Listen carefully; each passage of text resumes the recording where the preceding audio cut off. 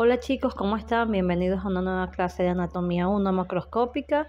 Hoy vamos a estudiar neurovascular de antebrazo y mano, comenzando por la parte arterial. En la parte arterial vamos a destacar toda la anatomía de la arteria radial, cubital, la red periarticular del codo y los arcos palmares, tanto superficial como profundo. La arteria radial es la rama de la bifurcación externa de la arteria braquial o humeral y se va a extender en la cara anterior del antebrazo y luego en la cara dorsal del puño, desde el pliegue del codo hasta la palma de la mano. Al principio desciende de manera oblicua hacia abajo y hacia afuera hasta la extremidad inferior del radio. Después va a contornear por fuera a toda la articulación de la muñeca y alcanza en la cara dorsal del carpo la extremidad superior del primer espacio interóseo. Una vez que llega a este espacio, lo va a atravesar de atrás hacia adelante y va a penetrar en la parte profunda de la palma de la mano, donde se va a anastomosar con la cúbito palmar, que es rama de la cubital, para formar finalmente el arco palmar profundo. En cuanto a las relaciones de la arteria radial, vamos a estudiarla en base a su relación en el antebrazo y en la muñeca. En el antebrazo, la radial va a descender siguiendo una línea que une al punto medio del pliegue del codo hasta el canal del pulso. Allí, si ustedes se palpan, van a poder sentir el pulso de esta arteria. Está en relación hacia atrás y de arriba abajo con el braquial anterior y el tendón del bíceps, el supinador corto, el pronador redondo, el flexor común superficial, el flexor del pulgar y el pronador cuadrado. Hacia adelante está cubierta en su parte superior por el supinador largo. En la parte inferior del antebrazo, el supinador se convierte en un tendón y se va estrechando, y la arteria entonces se va a desprender de la cara profunda del músculo, quedando inmediatamente por debajo de la aponeurosis. En la parte inferior del antebrazo, por delante del flexor largo del pulgar y del cuadrado pronador, recorre el canal del pulso, comprendido entre el tendón del supinador largo, que está por fuera, y del palmar mayor, que está hacia medial o por dentro. Podemos también observar que a partir de la mitad o del tercio inferior del antebrazo, la arteria va a estar acompañada o en relación en su parte externa por el nervio radial. Entonces ya a nivel de la muñeca observamos que la radial contornea el ligamento que está en la parte lateral o externo de la articulación radiocarpiana y va a pasar por debajo de los tendones de los músculos abductor largo y extensor corto del pulgar. A este nivel la arteria va a penetrar en la tabaquera anatómica, a la cual penetra en su parte inferior aplicada al trapecio. Cruza la cara profunda del extensor largo del pulgar y penetra en la extremidad superior del primer espacio interóseo para llegar a la palma de la mano, donde se va a unir a una rama de la arteria cubital para formar uno de los arcos que luego les explicaré. En cuanto a las colaterales que la radial nos da, existe una gran cantidad de ramas que esta proporciona para los tegumentos y músculos que están cercanos hacia el radio. Pero dentro de las más importantes vamos a destacar 6. La primera rama sería la recurrente radial anterior o arteria de los epicóndilos. Esta rama se va a desprender de la radial muy cerca de su origen y sube oblicuamente en el canal externo del codo, comprendido entre el supinador largo y los radiales, hacia afuera, y el braquial anterior y el bíceps hacia adentro. Y se van a anastomosar con la rama anterior de la humeral profunda y dar ramas a los músculos que están vecinos, que están allí en su alrededor. La segunda rama sería entonces la transversa anterior del carpo, que es delgada y va a nacer de la radial a nivel del borde inferior del pronador cuadrado, dirigiéndose de manera transversal hacia adentro y anastomosándose con una rama análoga de la arteria cubital. La tercera rama sería la radiopalmar. Esta puede ser de volumen variable dependiendo del grupo étnico del individuo y se origina justamente en el momento en que la arteria radial se inclina para contornear la articulación radiocarpiana. Se va a dirigir hacia abajo y adentro y cruzará la extremidad superior de la eminencia tenar, por delante o por detrás del aductor corto, en el espesor del mismo músculo. O sea, ella puede tener gran variedad de desplazamiento, pues. De allí, ella se va hacia la palma de la mano y se anastomosa con la cubital para formar el arco palmar superficial. Esta arteria va a contribuir a la vascularización de los tegumentos y de los músculos de la eminencia tenar, pero es inconstante. La cuarta colateral sería la dorsal del pulgar, que es una rama muy delgadita y que ésta se desprende de la radial por debajo de los tendones, tanto del aductor largo y del extensor corto del pulgar. La dorsal del pulgar va a descender sobre la cara dorsal del primer metacarpiano y de la primera falange del pulgar. La quinta rama sería la dorsal del carpo y esta tiene su origen en la tabaquera anatómica. Va a dirigirse transversalmente hacia adentro y va a formar, uniéndose a una rama análoga de la cubital, el arco dorsal del carpo. De este arco nacen ramas ascendentes y ramas descendentes. Las ramas ascendentes van a ser finas ramas destinadas a las articulaciones y a los huesos. Algunas de ellas van a anastomosarse con las ramas terminales de la arteria interósea, tanto anterior, que es de la rama cubital. Las ramas descendentes entonces son las interóseas de los segundos, tercero, cuarto espacios y la arteria colateral dorsal interna del meñique. Cada interósea dorsal va a alcanzar la extremidad inferior del espacio interóseo, donde se va a dividir en dos ramas laterales, muy delgaditas, las colaterales dorsales. Estas se dirigen hacia la cara dorsal de los dedos vecinos.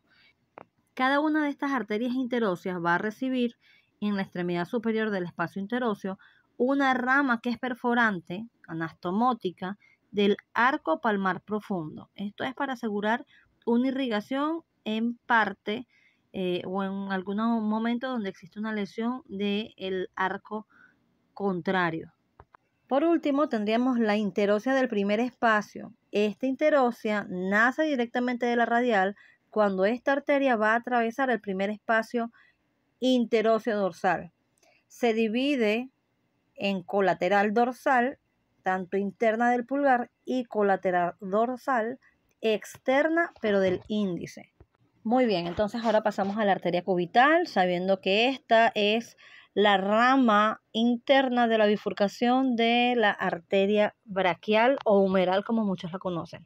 La rama o la arteria cubital es más voluminosa que la arteria radial, es la rama interna, como les dije anteriormente, y se encuentra en la parte anterior del antebrazo, extendiéndose desde el pliegue del codo a la palma de la mano, donde va a terminar formando el arco palmar superficial con una rama que se anastomosa a ella de la radial. A partir de su origen, la arteria cubital va a dirigirse entonces al principio de manera oblicua hacia abajo y adentro hasta la unión del tercio superior con los dos tercios inferiores de la cara interna del antebrazo y va a descender luego verticalmente, siguiendo una línea que va desde el vértice de la epitróclea al borde externo del pisiforme hasta el borde inferior del ligamento anular anterior del carpo, donde se dobla hacia afuera para continuarse con el arco palmar superficial. En cuanto a sus relaciones, en el tercio superior del antebrazo, la arteria cubital pasa sucesivamente debajo del pronado redondo y del arco del flexor común superficial. Hacia atrás está en relación primero con el tendón del braquial anterior y después con el flexor común profundo. Con respecto a los músculos epitrocleares, cubren a esta arteria, particularmente el pronado redondo y el flexor superficial, son los que cubren en sí a la misma. El nervio mediano cruza la arteria pasando por delante de ella muy cerca del arco del flexor superficial. En los 2/3 inferiores también se relaciona por detrás con el flexor común profundo y el pronador cuadrado. Por delante, la arteria está cubierta por la aponeurosis profunda del antebrazo y por el cubital anterior.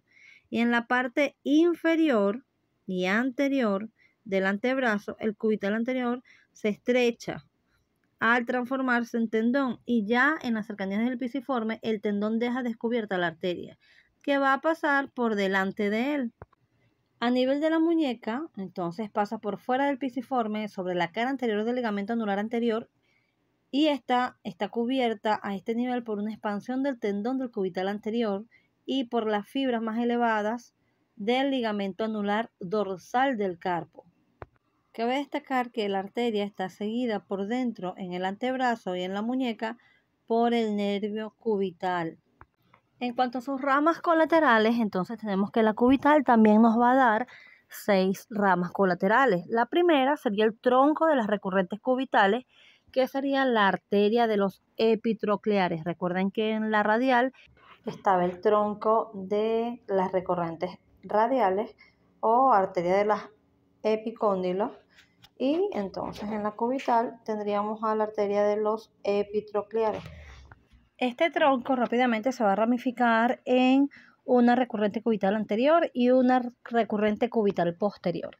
La recurrente cubital anterior va a irse por el canal interno del codo, por delante del braquial anterior, entre el pronador redondo y por dentro del bíceps, porque está por fuera, y se va a anastomosar por delante de la epitróclea con la rama anterior de la colateral interna inferior, que es la rama de la braquial. En tanto que la recurrente cubital posterior va a dirigirse de manera oblicua hacia arriba y adentro sobre la cara anterior del flexor común profundo, cubierta por el cubital anterior.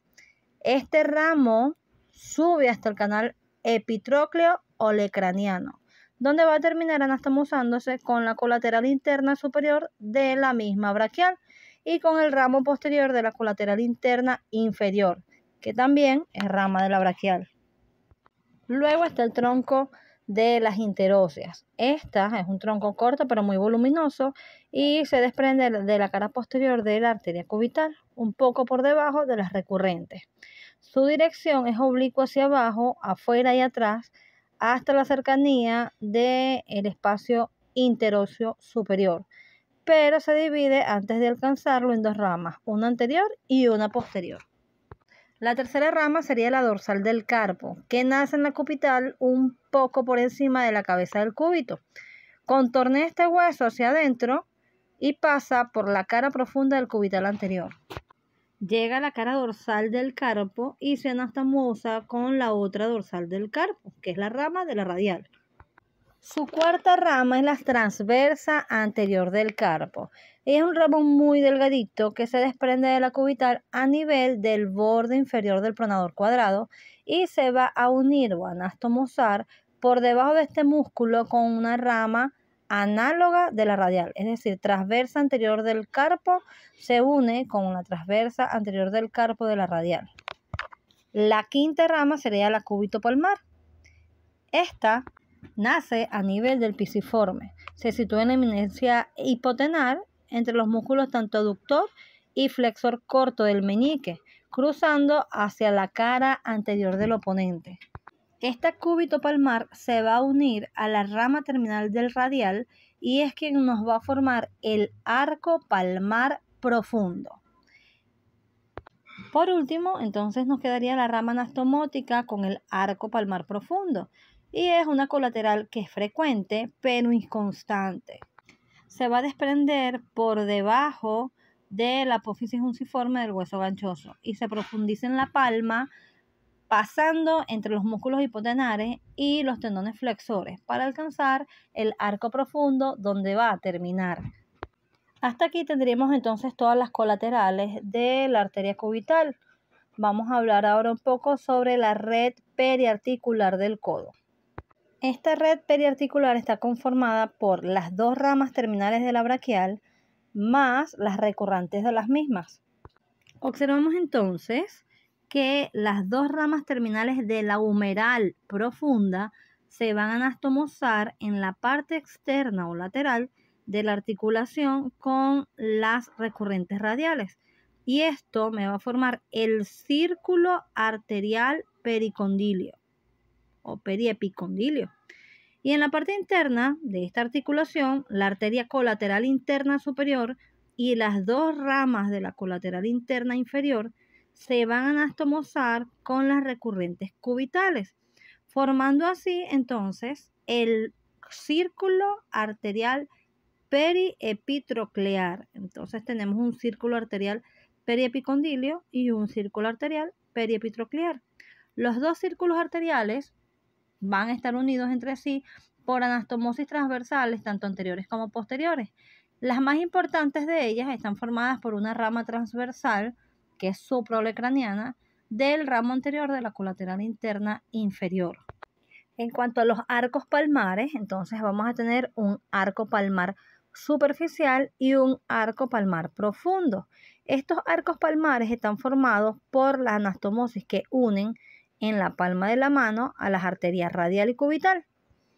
Entonces, el arco palmar superficial se forma por la anastomosis de la terminación de la cubital con la radiopalmar, que es rama de la arteria radial. En tanto que el arco palmar profundo va a estar formado por la anastomosis de la terminación de la arteria radial con la cúbito palmar, que es rama de la cubital. En tanto a los arcos palmares, estos tienen también colaterales.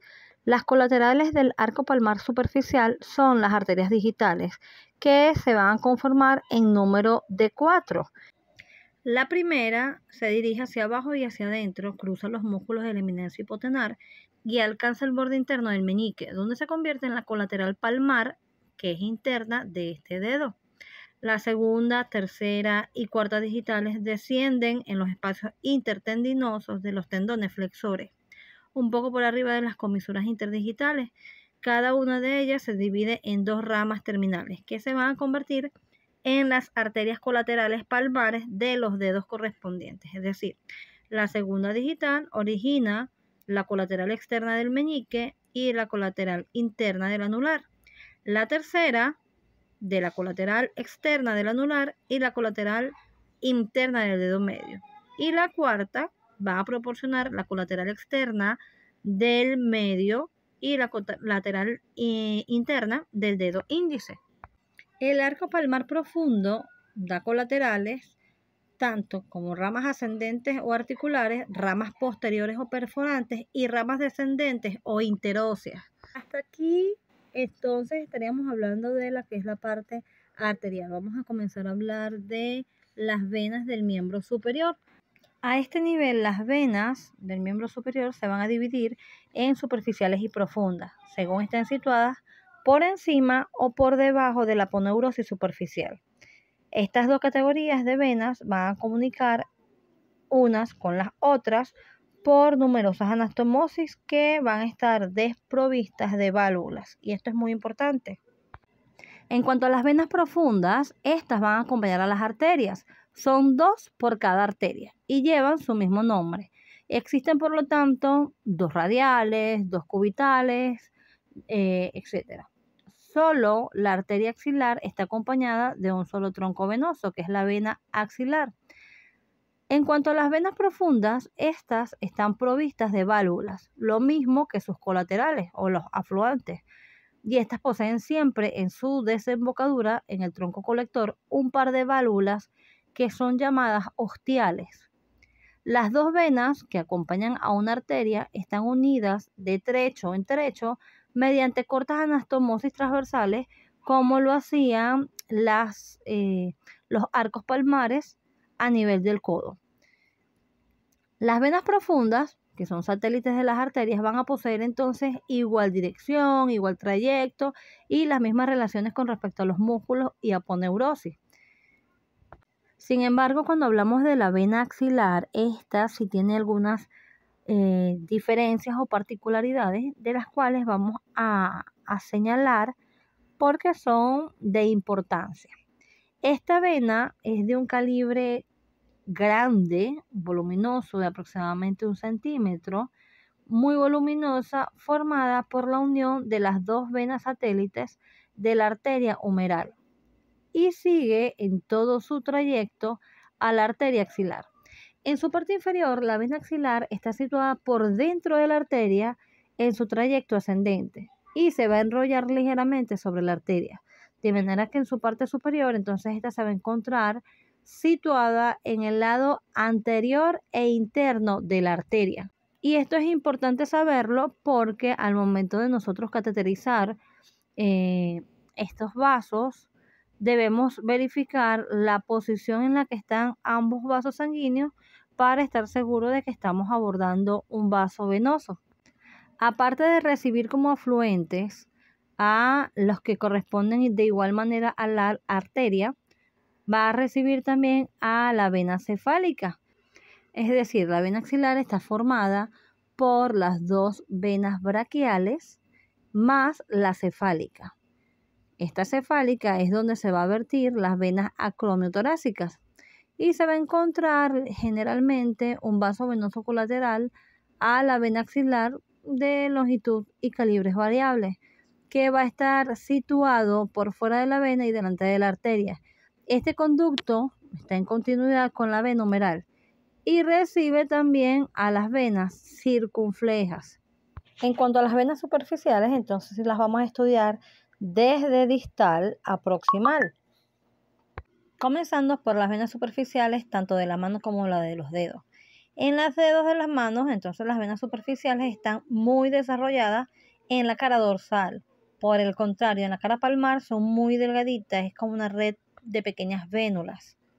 Las venas dorsales, en la cara dorsal, obviamente, los dedos comienzan su drenaje a través de una red venosa subunguial, es decir, debajo de la uña, que se va a vertir en la vena periunguial, que está concéntrica a la raíz de esta uña. De la vena periunguial va parte de una red dorsal que desemboca en un arco digital situado sobre la primera falange.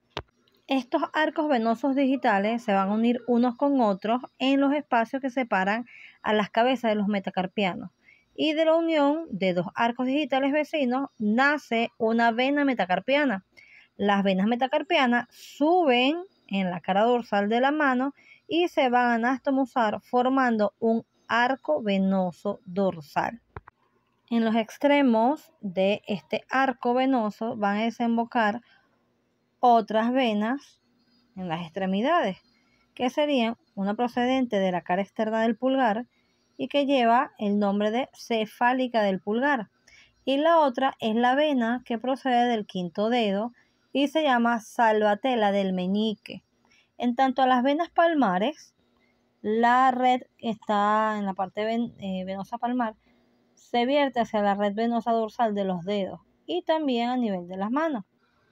En cuanto a las venas superficiales del antebrazo y del pliegue del codo, tenemos las redes venosas de la mano que van a dar nacimiento a tres troncos principales que se convierten en los troncos colectores de las venas del antebrazo.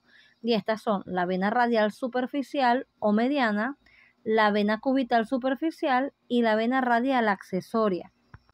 La vena radial superficial es continuación de la cefálica del pulgar y de la extremidad externa del arco venoso dorsal. Sube oblicuamente hacia arriba y adentro y termina en la parte media del codo, dividiéndose en dos ramas, una interna y otra externa. La interna, o mediana basílica, camina el canal interno del pliegue del codo. La rama externa, o mediana cefálica, sube hacia arriba y afuera sobre el canal externo del codo. En el pliegue del codo, la vena radial superficial o una de sus ramas recibe de alguna de las venas profundas, generalmente una de las venas humerales, un ramo anastomótico, casi siempre que es avalvular, llamado vena comunicante del codo. La vena cubital superficial es continuación de la salvatela del meñique y de la extremidad interna del arco venoso dorsal. Esta va a subir o a trasladarse por el borde interno de la cara anterior del antebrazo y se une un poco arriba y afuera de la epitróclea a la vena mediana basílica. De la reunión de estas dos venas nace entonces la vena basílica. La vena radial accesoria entonces procede de la cara posterior del antebrazo, contornea su borde externo hacia el límite inferior del pliegue del codo y se une por arriba y adentro del epicóndilo con la vena mediana cefálica. De esta unión entonces va a resultar lo que sería la vena cefálica. Las venas radial accesoria, mediana cefálica y mediana basílica, en conjunto con la cubital superficial, van a configurar exactamente sobre el pliegue del codo una letra M, llamada la M venosa del pliegue del codo. Ya a nivel del brazo, las venas superficiales hacia la cara anterior del mismo está recorrida por las venas basílica y cefálica. La vena basílica sube a lo largo del borde interno del bíceps y atraviesa la aponeurosis hacia la parte media del brazo o incluso un poquito más arriba, y convirtiéndose en vena profunda, se vierte después de un trayecto de algunos centímetros en la vena humeral interna. Se extiende en algunas ocasiones hasta la vena axilar, es decir, ella puede o bien unirse a la braquial interna o formar directamente a la axilar, en tanto que la vena cefálica sigue de abajo arriba el borde externo del bíceps, atraviesa la aponeurosis igual que la hace la basílica en la parte inferior del espacio delto pectoral y sube a lo largo de este intersticio, bajo la aponeurosis o en un desdoblamiento que tiene esta, hasta la cercanía de la clavícula, donde se va a flexionar por debajo de este hueso, formando el callado de la cefálica. Atraviesa la aponeurosis clavipectoral y desemboca en la vena axilar. En la mayor parte de los casos, las venas acromiotorásicas pueden vertirse en la cefálica, cerca de su terminación, y en otras ocasiones se vierten directamente a la axilar. En cuanto a la parte nerviosa, entonces la parte de antebrazo y mano van a estar inervadas por las ramas terminales del plexo braquial, iniciando por el nervio músculo cutáneo, que según sus ramas terminales, después de haber atravesado la aponeurosis, este nervio músculo cutáneo, convertido en nervio superficial, da algunos filetes nerviosos a los tegumentos del pliegue del codo y después se divide por dentro de la vena mediana cefálica en dos ramas terminales, una anterior y otra posterior. La anterior pasa algunas veces por delante y más frecuentemente por detrás de la vena mediana cefálica y va a descender hasta la muñeca, dando numerosos filetes a la piel anteroexterna del antebrazo. Hasta el lado externo de la eminencia tenar, este entonces va a tener una inervación dada por la rama anterior. En la muñeca, la rama anterior proporciona un ramo profundo o articular que atraviesa la aponeurosis y termina en el lado externo de la articulación radiocarpiana, en tanto que la rama posterior cruza la vena cefálica, pasándolo más frecuentemente por delante de ella y alcanza la cara externa del antebrazo. Sus dos ramos terminan en los tegumentos de la región posterior-externa del antebrazo. Y este nervio va a tener una anastomosis con el nervio mediano en su trayecto en el brazo, el cual envía frecuentemente al mediano o más rara vez recibe de este una voluminosa anastomosis. Otra de las anastomosis que tiene es con el braquial cutáneo interno, que son múltiples, se producen en la cara anterior del antebrazo, entre las ramas terminal anterior del músculo cutáneo y la rama braquial del cutáneo interno. Con el radial también tiene una anastomosis y a nivel del codo con la rama cutánea externa del radial y en la muñeca con la rama anterior de este nervio. Otra anastomosis que tiene el nervio músculo cutáneo es con el cubital. Esta se establece sobre la cara dorsal de la muñeca, en la rama posterior del músculo cutáneo y la rama cutánea dorsal del nervio cubital. El nervio mediano, por su parte, a nivel del pliegue del codo, se sitúa por dentro de la arteria y está al principio recubierto por la expansión aponeurótica del bíceps, apoyándose en los fascículos del braquial anterior. Pasa entre los dos haces de inserción del pronador redondo para después introducirse por debajo del arco formado por la unión de los haces húmero cubital y radial del flexor común superficial. A este nivel, el nervio cruza la arteria cubital, pasando por delante de ella, y alcanza la línea media en la región anterior del antebrazo.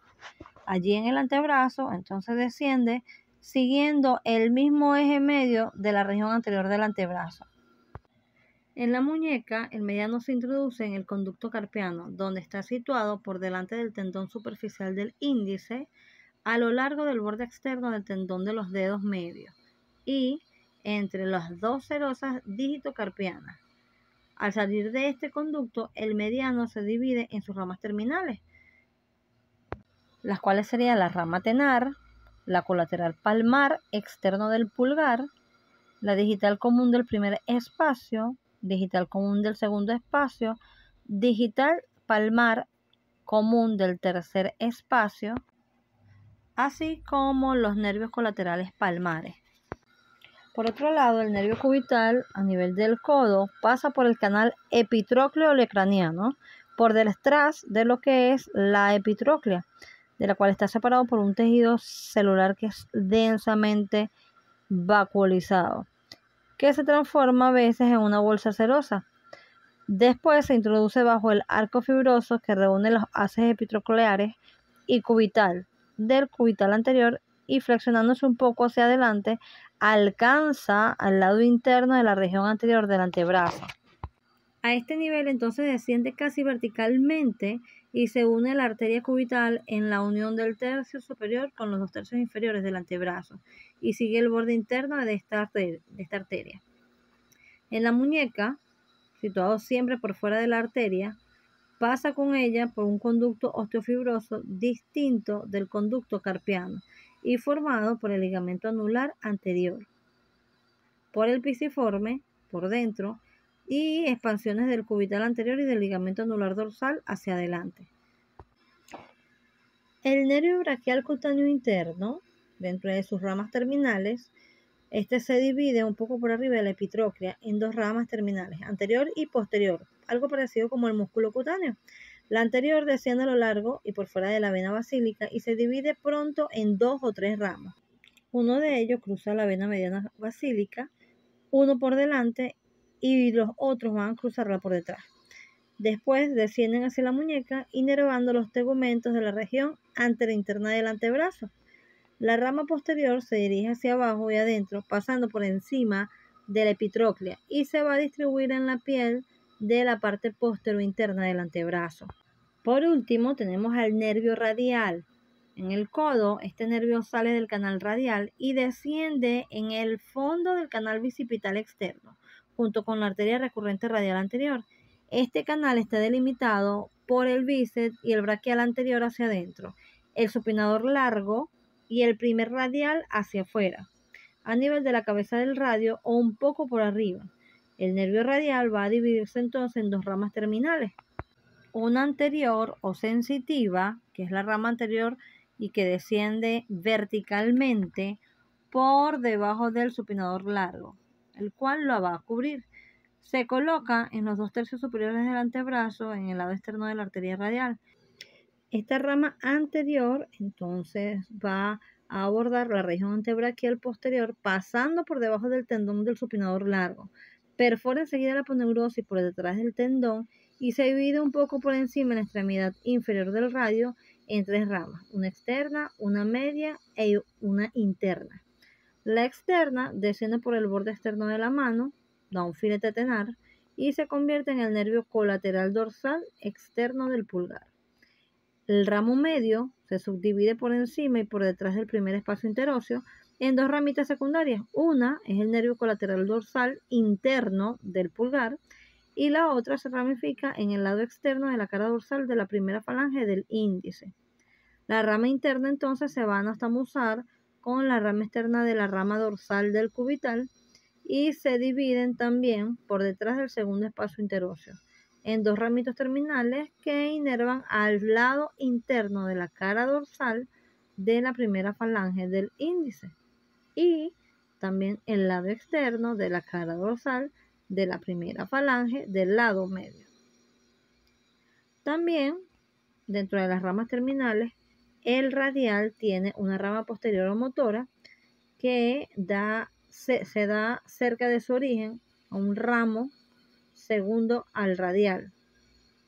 Esta rama posterior emerge del supinador corto cerca del borde inferior del músculo por el intersticio que separa las dos capas que lo constituyen, teniendo como rama terminal la rama posterior al nervio interóseo posterior. Con esto tendríamos por concluida la clase de neurovascular.